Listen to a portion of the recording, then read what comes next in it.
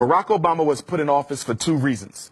One was domestic, one was international. Every president of America is given a domestic mandate and an international mandate. Barack Obama's international mandate was to make Africa and its resources safe again for Western exploitation, in particular through the AFRICOM program of putting United States military bases within African soil, geographically located close to places with high levels of mineral reserve. So what's going on in Ghana right now? An agreement between the Ghanaian government and the United States to put a military base in Ghana. This is all strategic to make sure that if Africa ever decides to rise up and push back against European imperialism, aka white supremacy, they will not be in a military position to be able to do that. So Obama succeeded. And the reason he succeeded in Africa is because Africa, just like Black America, just like Black Europe, thought the presidency of Barack Obama was a blessing because we don't understand white supremacy and we don't understand politics. It doesn't matter whose face is on the cover.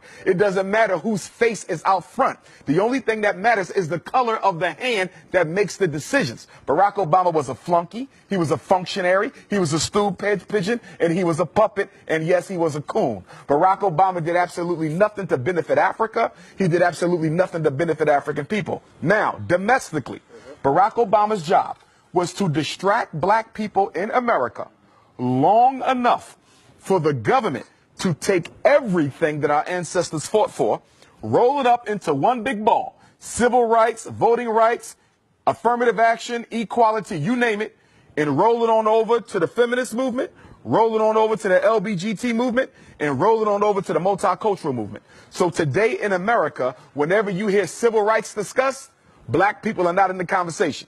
It's gays, it's feminism, or it's multiculturalism.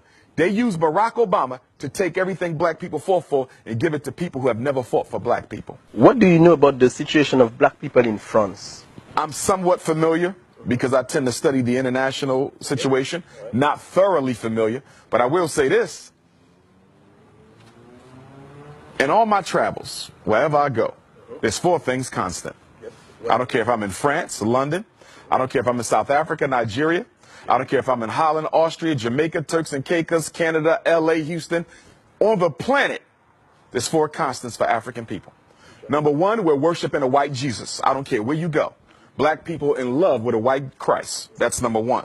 Number two, you have mass incarceration of Black males at a rate 4 or 5 times their percentage of the population in that particular state. Number three, you have miseducation of Black children. You have the over-identification of Black children in classifications of mental retardation, ADHD, learning disabled. You have record numbers of single Black mothers raising our children on their own, okay? And then on top of that, you also have a Black economy, which is totally dominated by people who do not look like us. I don't care where you go on the planet, Black people are not in control of their economy. Your rice, your bread, your milk, your sneakers, your hats, your clothing, your transportation, your electronics, everything you buy is being sold to you by somebody who don't look like you, but more importantly, don't care about you. What would be the solutions? Because, you know, this is a statement, but now what could be the solutions? Solutions are simple.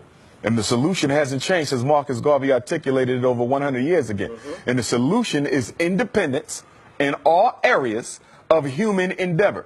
The solution for African people is no different than the solution for Chinese people. The solution for African people is no different than the solution for the French people. It's the same. It's no secret.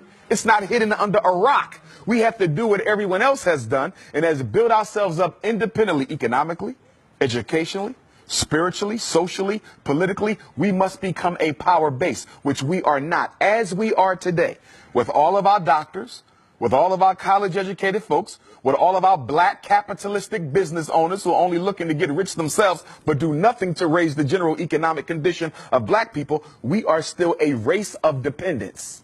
If you live in France, you're dependent on the French government for this and for that. You're dependent on white business to provide your basic needs. America, it's the same thing. Africa, it's the same thing. Wherever we are dependent on the white power structure where we live. There's 4 institutions that you must have in order to be considered an independent community.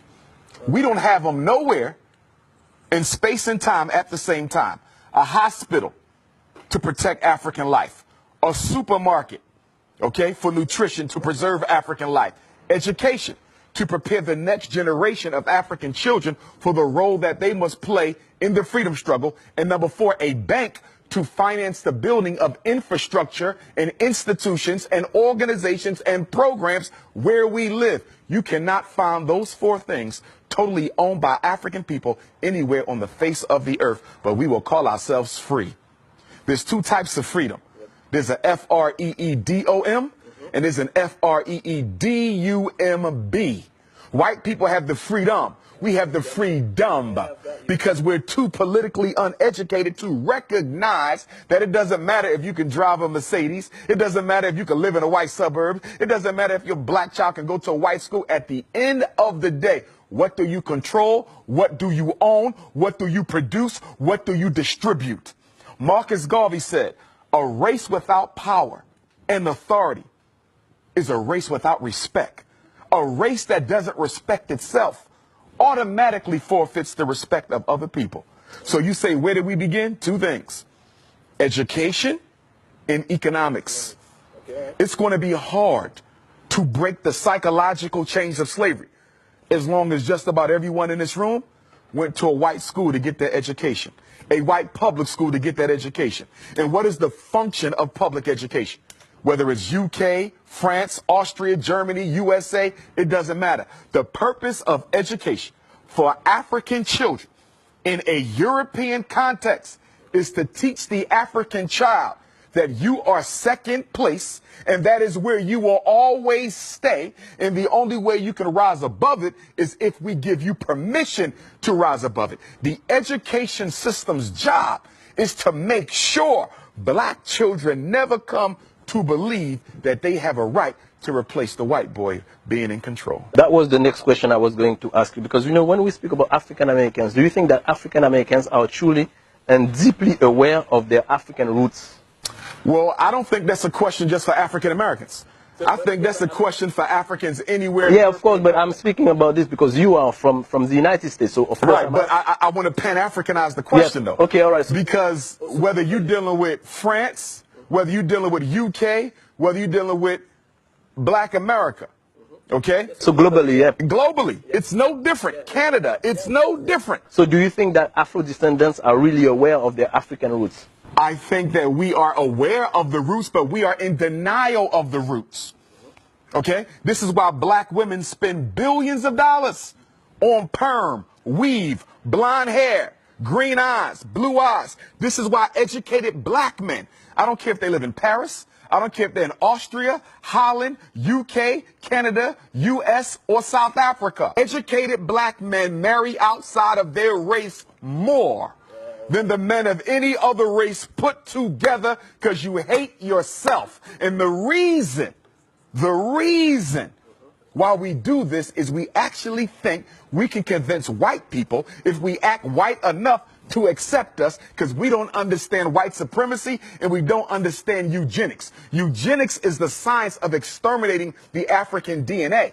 It don't matter if you're light skinned with green eyes, you still African. It don't matter if you're blue, black, purple with nappy hair, you still African. It don't matter if you in Paris speaking French or the US speaking English. At the end of the day, you carry the gene of Africa. And that gene of Africa is the most powerful DNA on earth. We are the only people who can reproduce ourselves in every other group. I can make a baby with a Chinese woman, it's an African baby. I can make a baby with a French woman, it's an African baby. An Arab, an East Indian, a Native American, it's an African baby. You understand? The white man cannot reproduce himself in any other woman but one who looks like him, because he's genetically recessive. I'm genetically dominant, and that's why he must eliminate me. Because in the natural order of things, if I do absolutely nothing, we can literally predict the date where he will no longer exist. So he has to make a decision. He either has to get rid of me first before nature gets rid of him. So speaking about this, what is your feeling about interracial marriage? I don't support it. Why? I have nothing against white women or Chinese women or Arab women or East Indian women, but the black man belongs with the black woman. The first institution that has to be built is the black family. If you don't save that, you save nothing else. If you don't build that, you build nothing else.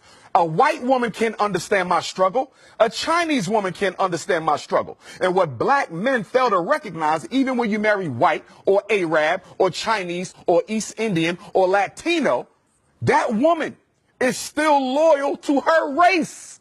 So it doesn't matter if she had your baby. It doesn't matter if y'all got married. It doesn't matter if y'all sleeping with each other. At the end of the day, her loyalty is not to her husband. It is to her community.